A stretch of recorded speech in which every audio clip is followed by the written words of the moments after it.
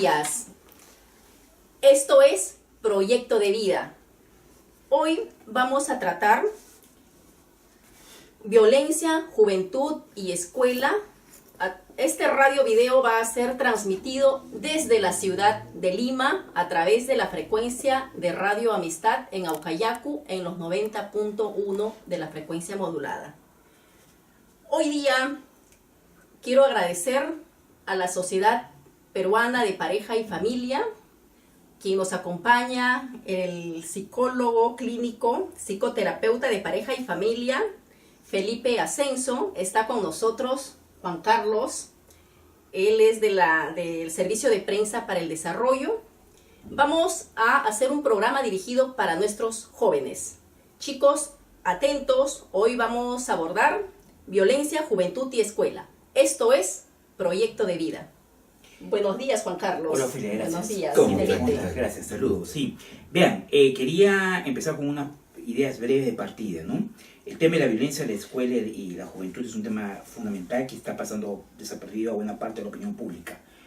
Para empezar, para encuadrar en lo que vamos a conversar, creo que las aspiraciones de la población en cuanto al Estado son de una buena escuela pública, una buena posta médica o un buen hospital, una buena comisaría para la localidad, un buen sistema judicial que funcione y que administre justicia y una economía que genere puestos de trabajo. Si esas condiciones se cumpliesen, estaríamos relativamente por buen camino, ¿no?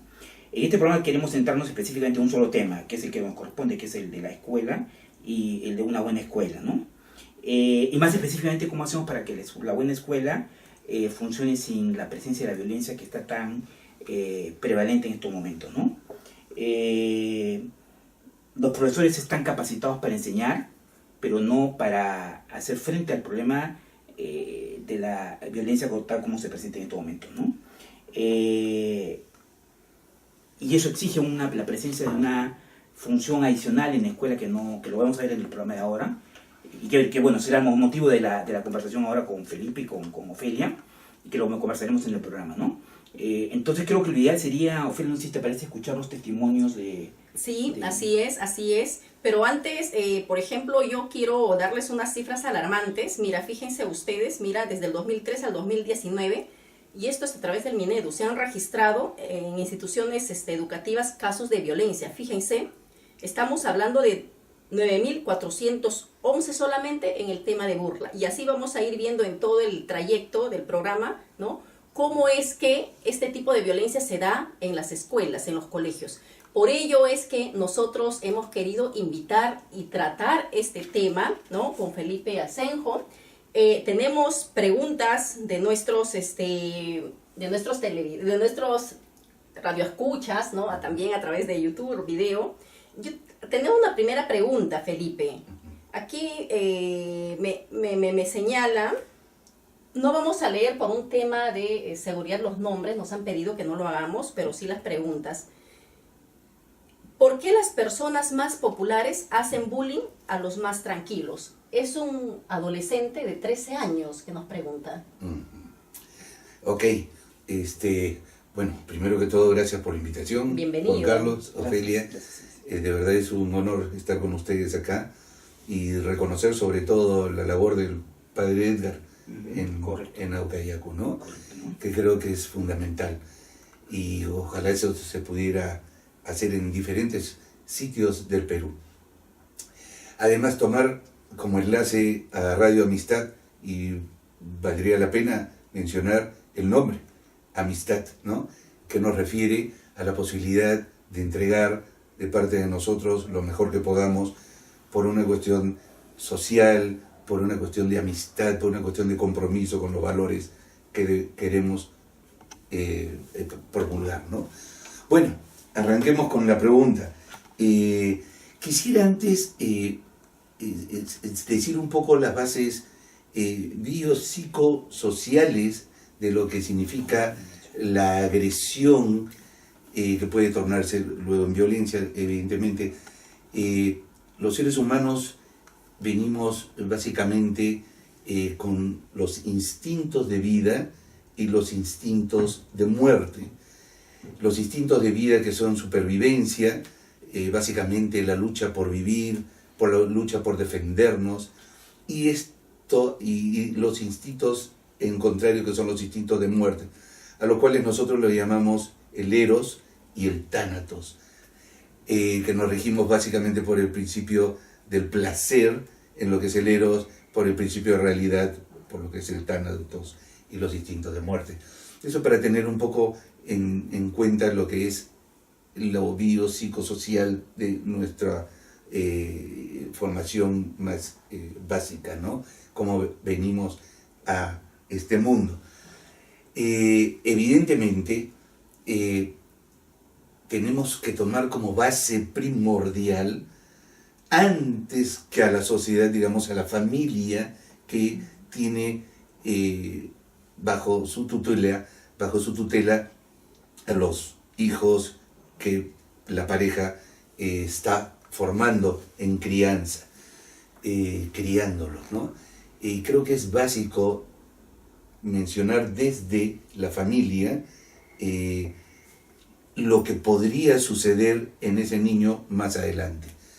Si la familia está llena de conflictos o tiene una manera de desarrollarse en la violencia, en la agresividad manifiesta, podríamos mencionar no solamente los golpes físicos, sino también la violencia psicológica, el maltrato psicológico por palabras o por acciones o por sistemas de vida preconcebidos que han tenido desde sus familias de origen los padres y quieren seguir manteniendo de esa manera la tutela y, digamos, el gobernar a la familia.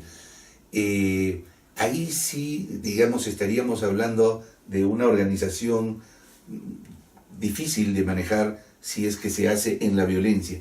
Lo que se necesita más bien es una relación de apego, una relación de confianza, de buena comunicación, de traer a los niños, a los jóvenes, a los púberes o los adolescentes a unas relaciones de amor, de comprensión, de poder dar por el otro lo que uno necesita, o sea, digamos un poco la empatía. La violencia se va a ejercer cuando las personas han sido criados en violencia y van a repetir ese modelo generalmente en lo sucesivo, ¿no? Evidentemente en la escuela, que es la primera oportunidad de sociabilización de los niños, aparte de la familia y de los lazos, digamos, parentales. Entonces hay que tomar en cuenta esa organización familiar para poder criar no hijos violentos, ¿no? Felipe, una observación. Yo no diría que el problema es un problema de imitación de modelos parentales. O sea, de hecho, por supuesto, tienes toda la razón. Claro, hay modelos parentales, no solamente, pues, ¿no? O sea, hay modelos parentales donde la violencia existe y prima, digamos, y por lo tanto los hijos que crecen en ese contexto probablemente reproduzcan ese comportamiento. Pero yo creo que hay cambios fundamentales que están pasando desapercibidos en el país a nivel de los sectores populares.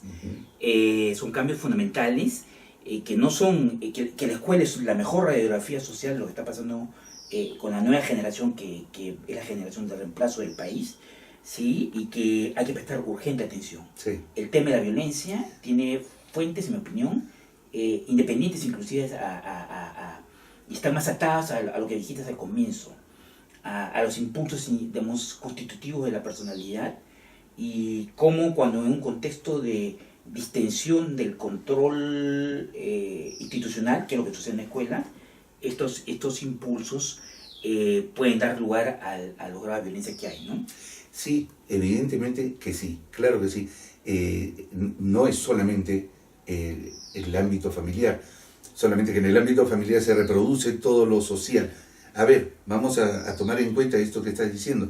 El aspecto social evidentemente es que es importantísimo, tomando en cuenta que este programa va a Ucayali, a regiones en donde, digamos, la violencia social ha estado muy marcada y Así es. muy presente durante muchos años, que tiene que ver con la edad de los padres probablemente que tienen hijos en este momento, que la han sufrido en carne propia. Por supuesto que esa violencia ejerce modelos de ejercer esa propia violencia después en sus propias relaciones, porque han estado, digamos, muy sometidos a ese tipo de violencia.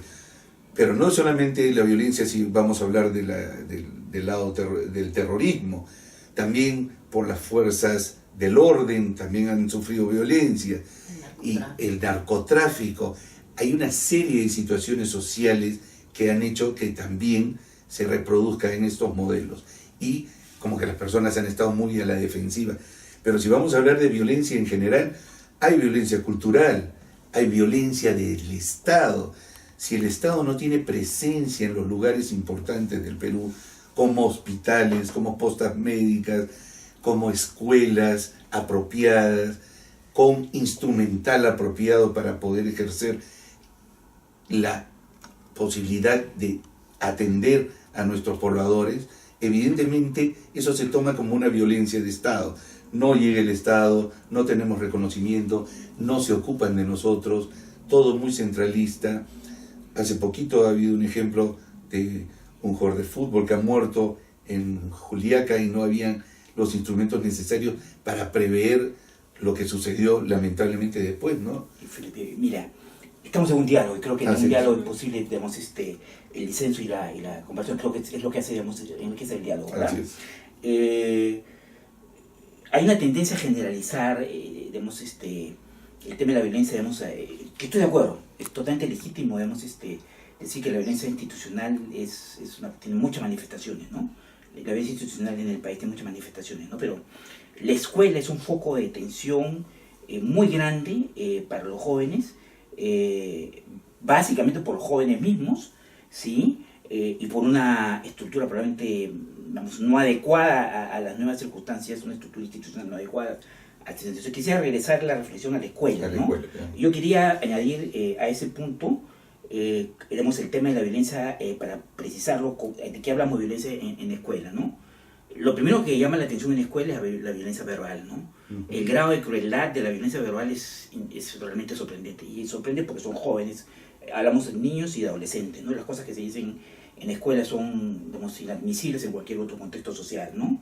Violencia racial, la hay muy extendida, ¿no? Ahí donde que hay diferencias étnicas en la composición del estudiantado.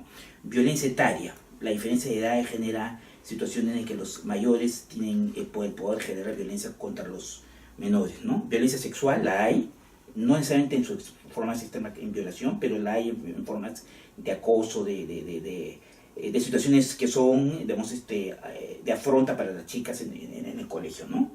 Y hay una violencia institucional, la violencia de los jóvenes que se sublevan contra los representantes de la autoridad en el colegio, son los profesores, las profesoras y los directores del colegio.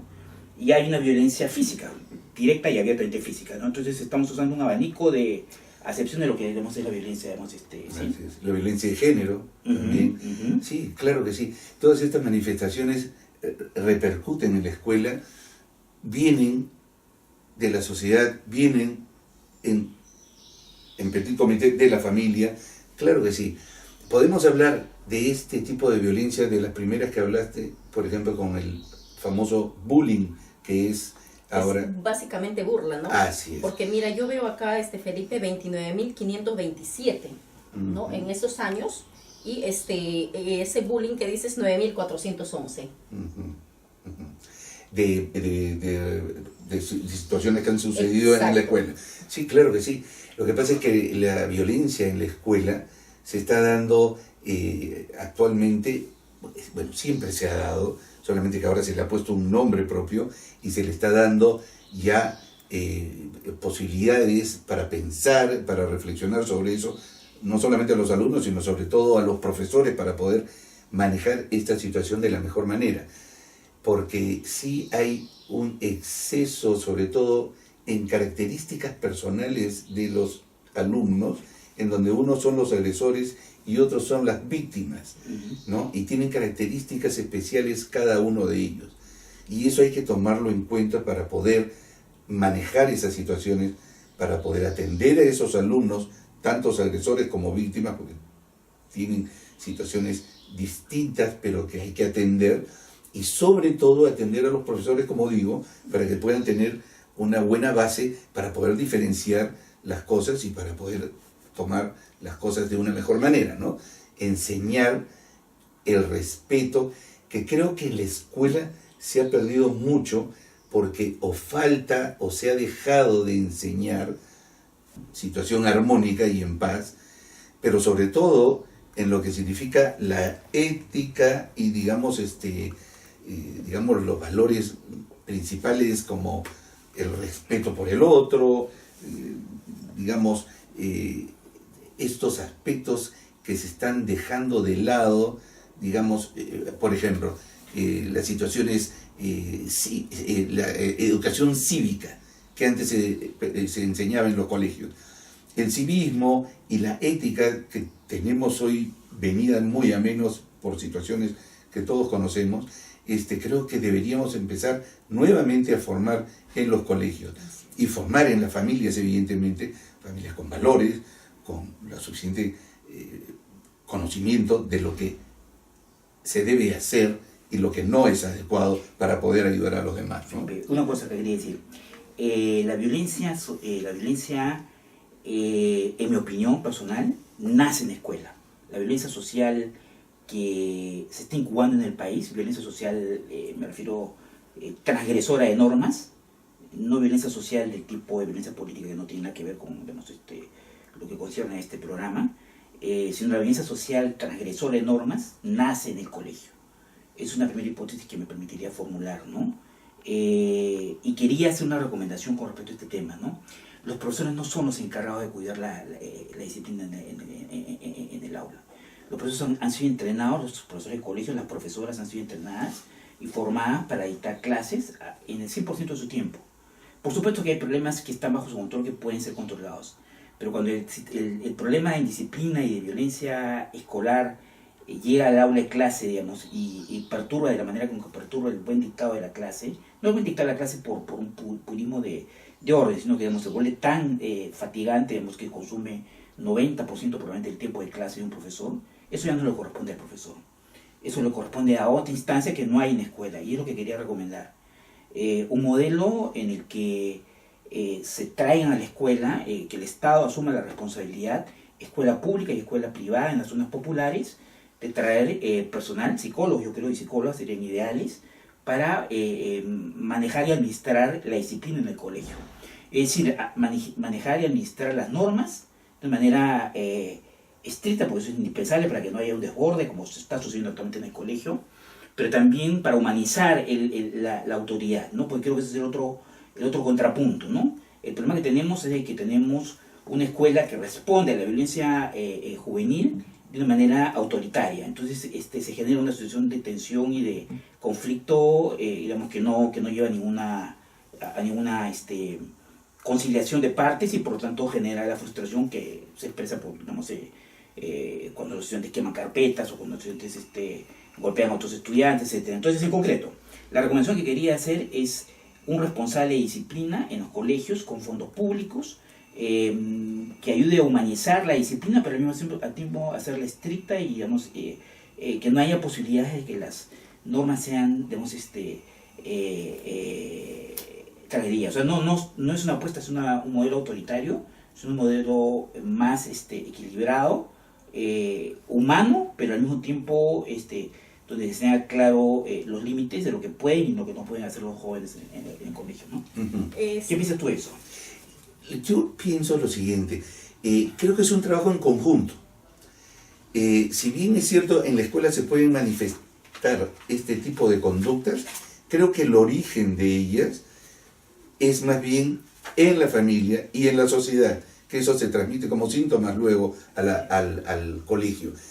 Hay que educar y hacer la crianza con ese tipo de valores, con el tipo de valores en donde no hay que amedrentar al otro, no hay que someter al otro, no tiene que haber un afán de dominio sobre el otro o de manipulación. Sí creo que es importante que haya una educación en el colegio, tanto para alumnos como para profesores. Si bien es cierto, el rol principal del profesor es la enseñanza, creo que también es la posibilidad de llevar a un grupo de estudiantes en buenas relaciones interpersonales y en la posibilidad de entender que la solidaridad y el avanzar en metas comunes es lo ideal. ¿Quién se encargaría, por ejemplo, de esa tarea, ¿no? O sea, ¿quién se encargaría y cómo se haría también? O sea, porque me imagino muchos se van a estar preguntando. Sí, evidentemente, así como tiene que hacer esa tarea en el día a día y en lo cotidiano el profesor y en la familia los padres, sí podría haber, vuelvo a decir, ¿no?, implementar nuevamente un curso de ética, un curso de valores, un curso en donde, digamos, la educación cívica, como decía hace un rato también, para que se vuelva a reconocer el gusto y las ganas de hacer las cosas bien, mejorarlas, ayudarse, el bien común. Que ahora, en esta época en donde todo es tan rápido y tan materialista y las necesidades tienen que ser cumplidas al acto, creo que hay que dar un poco de paciencia y de tolerancia para poder entender todas estas nuevas situaciones, ¿no? Quería hacer una sugerencia adicional, Felipe, si me permite, Ofelia. Sí, sí. En este contexto de crecimiento de la violencia escolar, en la escuela pública, sobre todo en la escuela pública, pero también en la escuela privada, ¿sí? La idea es cero tolerancia al avance de la violencia en la escuela, es fundamental. O sea, permitir que, digamos, en los procesos, la institución más importante de la socialización adolescente, la escuela, se vuelve un centro de expansión de la violencia, es, digamos, asegurar un futuro bastante poco positivo para el país. Entonces, esa es una primera idea, cero tolerancia al avance de la violencia. Y lo segundo es desarrollar un registro de alerta de riesgo social estudiantil. ¿A qué me refiero con esto? La sociedad tiene que proteger a sus adolescentes, pero al mismo tiempo también tiene que protegerse de los adolescentes, específicamente aquellos que son adolescentes que ya tienen conductas abiertamente transgresoras, ¿no? Adolescentes que traen droga al colegio, adolescentes que están en violencia delictiva fuera del colegio, adolescentes que destruyen propiedad en el colegio, adolescentes que roban en el colegio. Ese tipo de conductas no pueden ser permitidas, ¿verdad? Entonces, lo que quería proponer y quería pedir tu opinión es que cada colegio reportara, por las estadísticas que nos está leyendo Ofelia, son de hecho subrepresentadas, digamos, en lo que está sucediendo en la escuela. Estoy seguro que si hubiese un reporte auténtico y genuino, digamos, lo que está pasando en la escuela, las cifras se multiplicarían por decenas o por cientos probablemente. Lo que sucede en la escuela es muy grave y yo lo que quería sugerir es reportar, exigir el reporte periódico de esta información de riesgo social a la institución distrital encargada de la administración de los colegios de personas mujeres, ¿no? Para llevar un registro de los casos de riesgo social. No estoy diciendo de los alumnos que están en disciplina, porque eso es normal, los alumnos que cometen faltas también eso es normal, pero los casos de riesgo social, alumnos que ya están en conductas transgresoras, que son los que más soliviantan el ánimo antiautoridad en la escuela, y que más soliviantan las conductas antisociales dentro de la escuela y que fomentan el crimen de violencia que hoy se ve en la escuela. ¿Qué piensas tú sobre eso? Sí, definitivamente hay que tomar acción sobre estas cosas que están sucediendo y de manera tan increciendo, digamos, ¿no? de tanta violencia. Hay que tomar medidas más claras, es evidente que sí.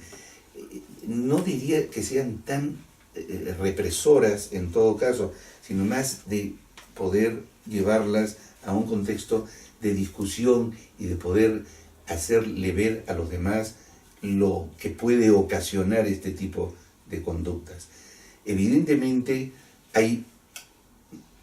la violencia puede ser, digamos, aumentada por los riesgos del alcohol, por las drogas, hablábamos ya de las familias violentas. hay una serie de cosas que pueden ir haciendo que esto se vuelva cada vez mayor.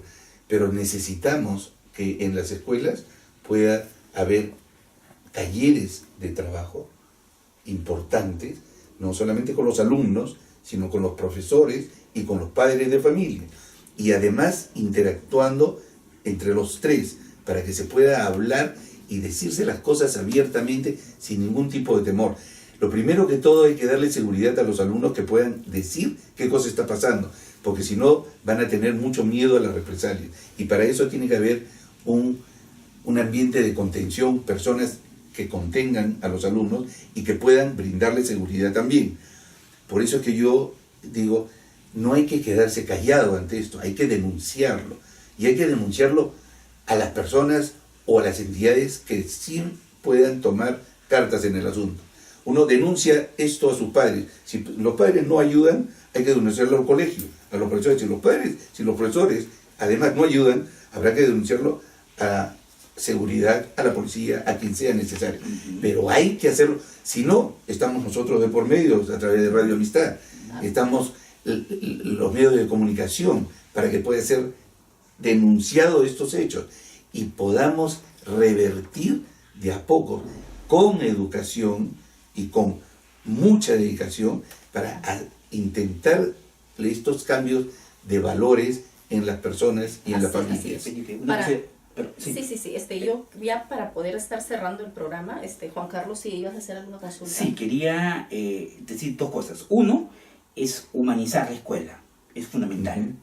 Pero humanizar la escuela tampoco puede implicar la tolerancia a la situación, especialmente lo que más me preocupa es la escuela pública, ¿no? Es donde que más grave es el problema, digamos, de transgresión, digamos, a normas básicas de convivencia, digamos, que están enumeradas en la forma de violencia que he indicado más temprano, ¿no?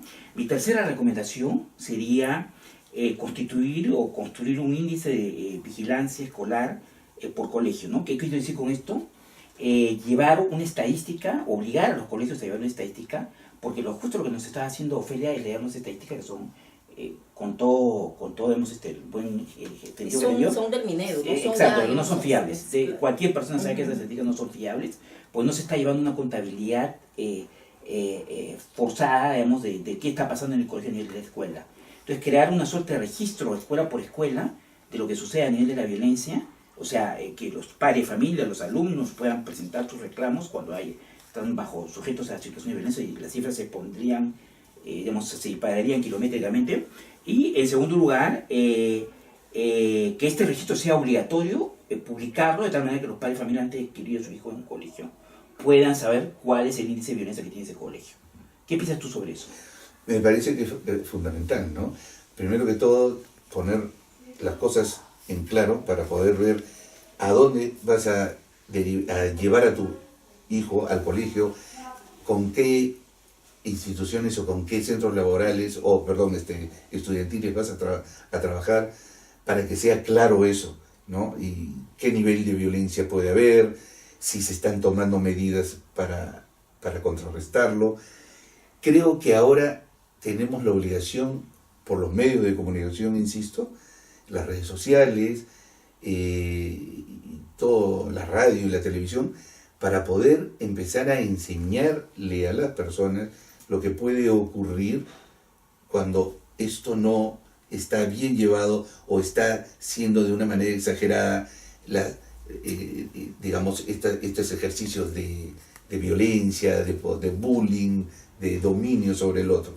Creo que es importantísimo reeducar desde los adultos para que eso caiga en los niños y para que eso pueda ser directamente pasado a las escuelas, que son también los lugares donde los hijos pasan la mayor cantidad de horas en el día.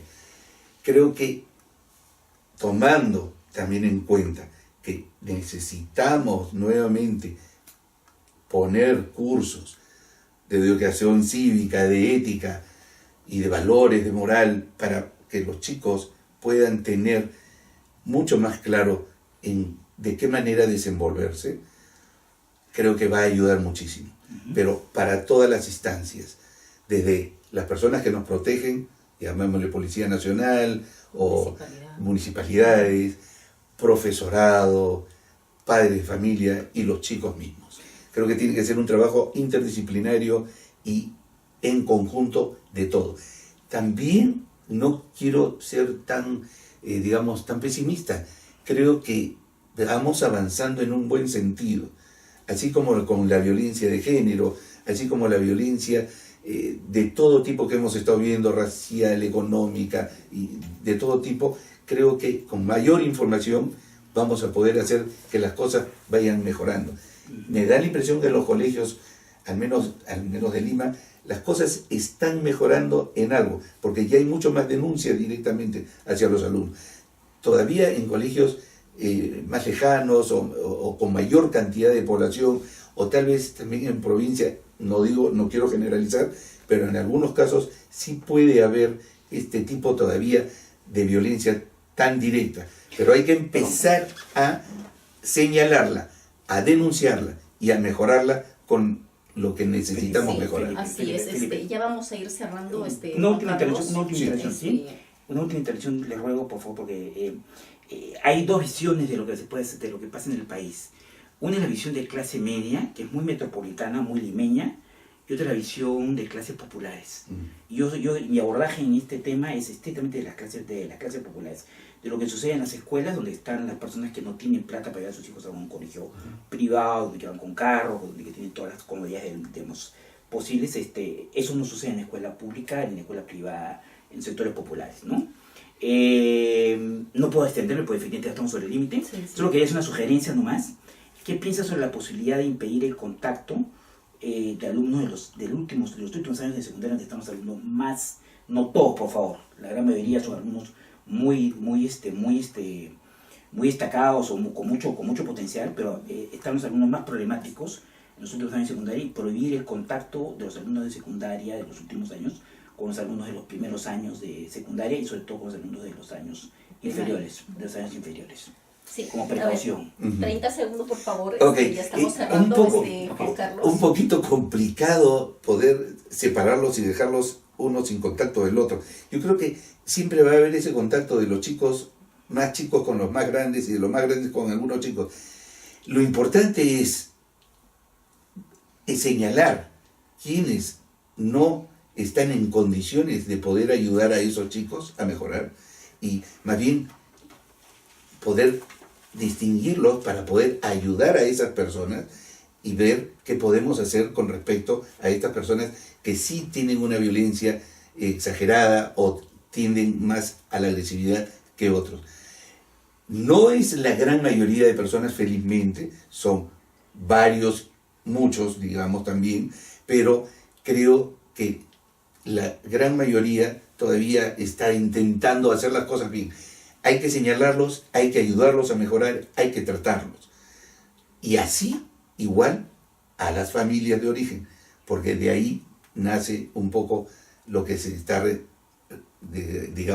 haciendo en la sociedad, lo que se repercute en la sociedad, ¿no? Lo que se ve en las escuelas, luego en las universidades y luego en los trabajos, que también hay mucha violencia laboral también, ¿no? Así es. Más bien ya, Juan Carlos, estamos cerrando ya el programa. Lo que pasa es que había preparado 11 recomendaciones. Me permiten la última recomendación. Por favor, 10 segundos. Okay. Si fuera...